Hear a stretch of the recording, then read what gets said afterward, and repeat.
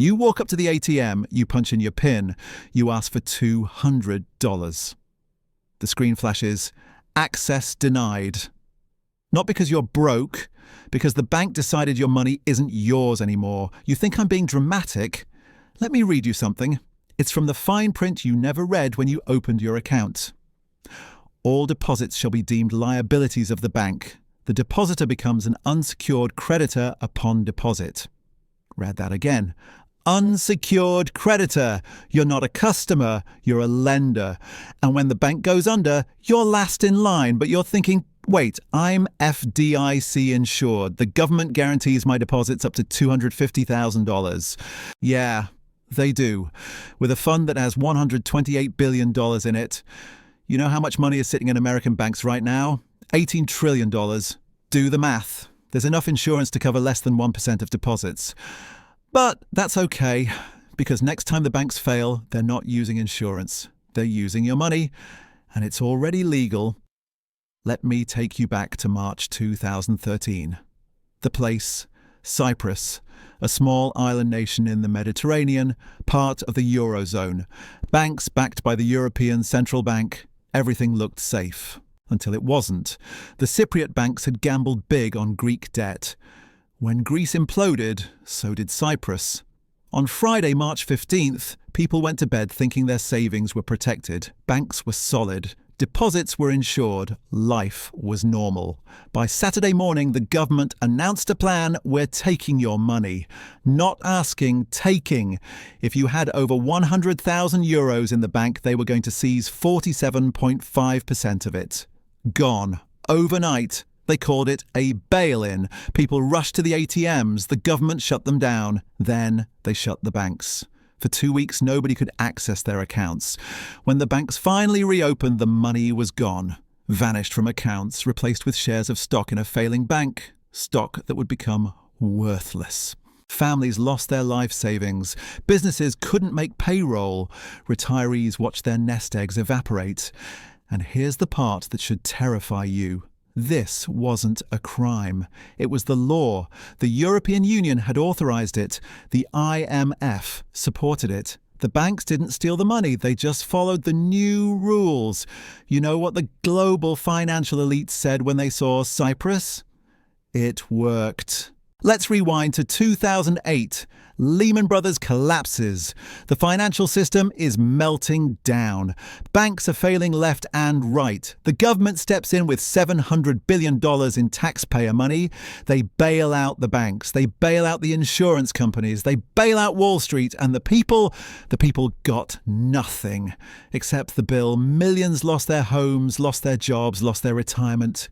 But the banks got bonuses. The public was furious. Politicians promised never again. We will never bail out the banks with taxpayer money again. And they meant it, but they didn't fix the problem. They just changed the rule.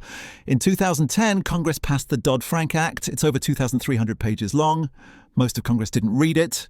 Buried inside is a section called Title II, Orderly Liquidation Authority.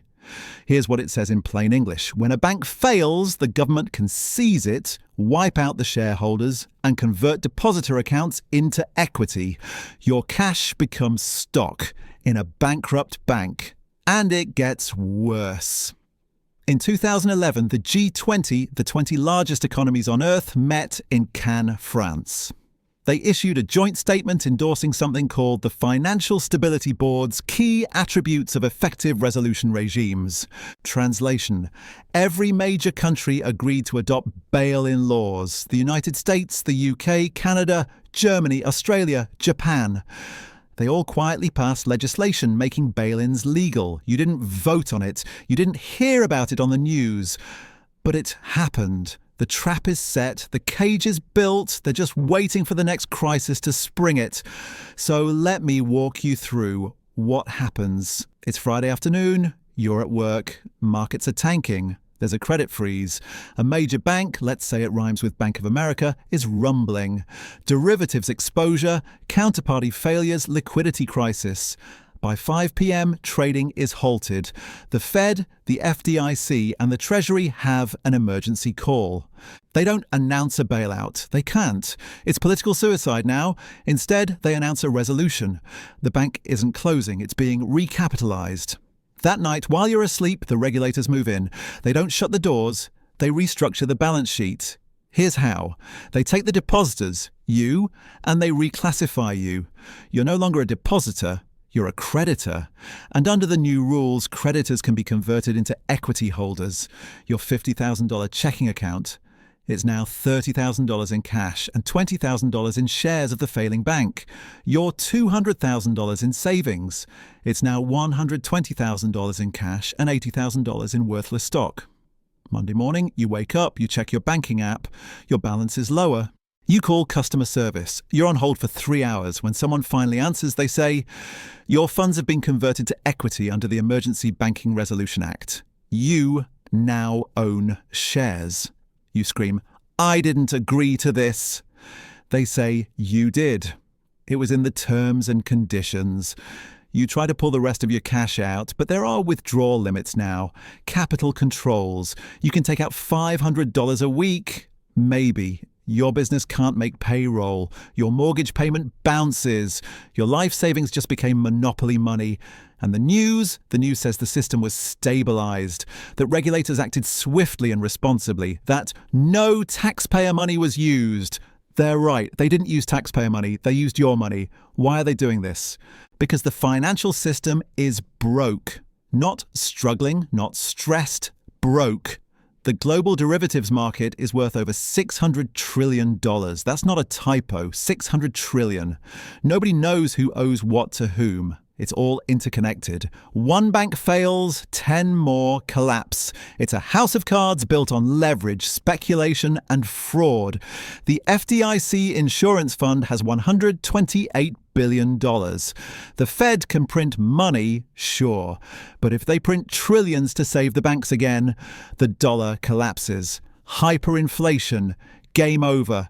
So they came up with a new plan. Make the depositors pay. It's not theft if it's legal, and they've made it legal. The system isn't designed to protect you. It's designed to protect itself. The banks get saved, the bondholders get saved, the derivatives get unwound. And you? You get shares in a zombie bank. So what do? Step 1. Understand the game. Your money in the bank is not your money. It's a loan to the bank. And when the bank fails, you're an unsecured creditor. You're last in line. Step 2. Get legal title. The only assets you truly own are the ones you hold. Physical, in your possession, gold, silver. They've been money for 5,000 years. They can't be hacked. They can't be deleted. They can't be bailed in. You want Bitcoin? Fine. But self-custody. Not on an exchange. Not in a custodial wallet. If you don't control the private keys, you don't own it. Step 3. Diversify out of the system. Don't keep all your money in one bank. Don't keep all your wealth in digital form. Have cash at home. Have hard assets. Have a plan, because when the next crisis hits, and it will, there won't be time to react. The banks will close on Friday. The rules will change over the weekend. By Monday, it's done. Cyprus wasn't a one-time thing. It was a test run. The laws are on the books. The playbook is written. The politicians have already approved it. You just haven't been told yet. So ask yourself, if the next financial crisis hit tomorrow, if the banks froze accounts and converted deposits into equity, what would you do? Would you be ready? Or would you be standing at an ATM, staring at the words access denied, wondering how this happened? The choice is yours, but the clock is ticking. If you can't hold it, you don't own it.